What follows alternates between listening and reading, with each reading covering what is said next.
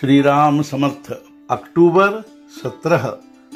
अनन्यता में ही भक्ति का जन्म होता है। भगवान के बिना भक्ति नहीं होती। जैसे सौभाग्यवती कहने पर नारी का पति है ही ऐसा माना जाता है, वैसे ही भक्ति शब्द का उच्चारण करते ही वहाँ भगवान है ऐसा माना जाता है। भगवान ही भक्ति का प्राण है।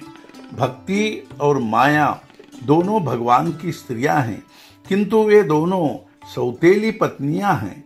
दुनिया का यह अनुभव है कि दोनों सौतेली नारियां एक घर में सुख से नहीं रहती।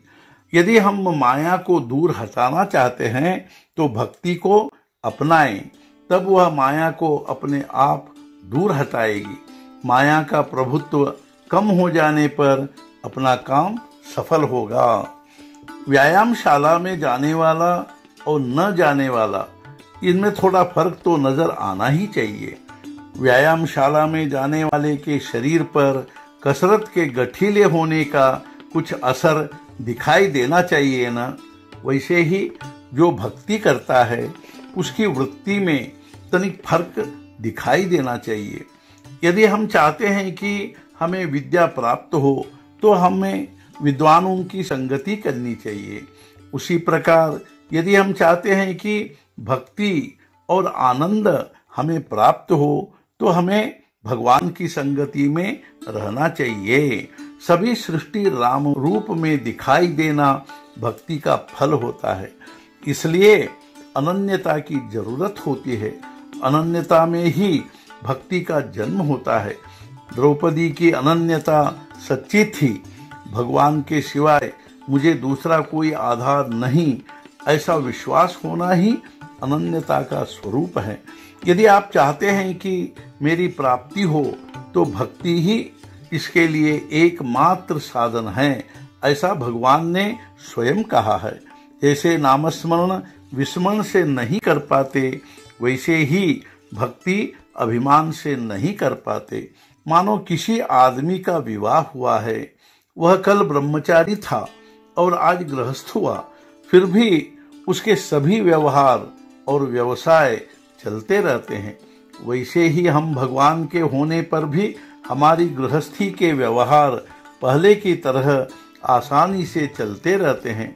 जो बात होगी वह हम ईश्वर से कहे। भगवान के अस्तित्व का भान रखने के लिए भगवान से कहकर हर एक काम करे।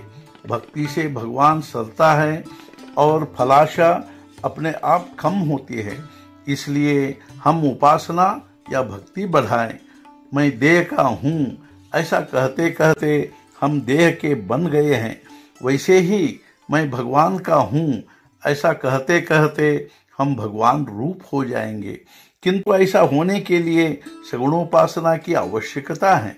रास्ता चलने के सिवाय जैसे हम घर तक नहीं पहुंच पाते, वैसे ही सगुणोपासना के सिवाय हम उपाधि रहित नहीं हो पाते। राम करता है, इस भावना का मतलब ही सगुणोपासना, और यही सच्ची भक्ति का स्वरूप है। तुम जो दोगे वह मुझे पसंद होगा, ऐसा भगवान से हम कहे, और मेरे भगवान को क्या यह पसंद आएगा, इस भावना से हम जिए। आज के मुख्य विचार: होने वाली हर बात भगवान की मर्जी से होती है, ऐसी भावना दृढ़ रखने का अर्थ ही है भक्ति करना। सद्गुरुनाथ महाराज की जय। जय जय रघुवीर समर्थ।